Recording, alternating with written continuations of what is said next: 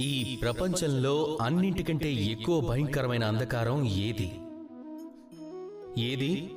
మేఘం సూర్యుణ్ణి కమ్మేస్తుంది, దాంతో సృష్టిలో అంధకారం కమ్ముకుంటుంది అదా? లేక సూర్యాస్తమయం కావస్తుంది, సూర్యుడు దిగిపోతాడు, ఇక ఈ ప్రపంచంలో అంధకారం కమ్ముకుంటుంది అదా? లేక అమావాస్య రాత్రి అన్ని వైపులా చీకటి అంధకారం నిండిపోతుంది, ఇక చంద్రుడు ఎక్కడ ఏమాత్రం కనిపించడు అదా? కాదు. ఈ ప్రపంచంలో అన్నింటికంటే ఎక్కువ భయంకరమైన అంధకారం ఆలోచన అంధకారం. ఈ ఆలోచన చాలా లోతుగా ఉంటుంది. ఇదే ఆలోచన నిజంగా మారి ముందుకొస్తుంది. ఇక మన ఈ ఆలోచన, మన వివేకంలో కూడా ఒక సూర్యుడు ఉంటాడు.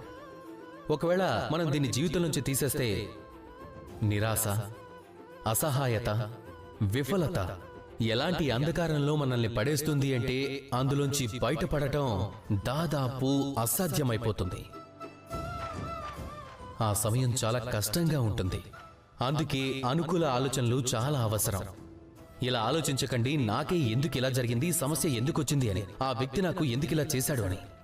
ఇలా ఆలోచించండి, ఈరోజు నా జీవితంలో ఏ పరిస్థితి అయితే ఉందో దీనిలో నుంచి నేను ఏ రకంగా బయటపడగలను అని. ఎంత చీకటి అంధకారం ఉన్నా సరే ఒక్క చిన్నపాటి దీపం దాని వెలుగు మనకు ముందుకు వెళ్లే మార్గం చూపించగలదు. ఇక మన జీవితంలో ఈ చిన్నపాటి వెలుగే అవుతుంది ఆశ. ఈ ఆశా కిరణం అతి చీకటి అంధకారం నుంచి కూడా మనకు మార్గం చూపించగలదు. అందుకే ఈ ఆశను మన మనసులో ఎప్పుడూ వెలుగుతూ ఉండనివ్వండి. అతిపెద్ద అంధకారంతో, అతిపెద్ద సమస్యతో పోరాడండి, ముందుకు సాగండి. అలాగే నాతో పాటు ప్రేమగా చెప్పండి, రాధా కృష్ణ.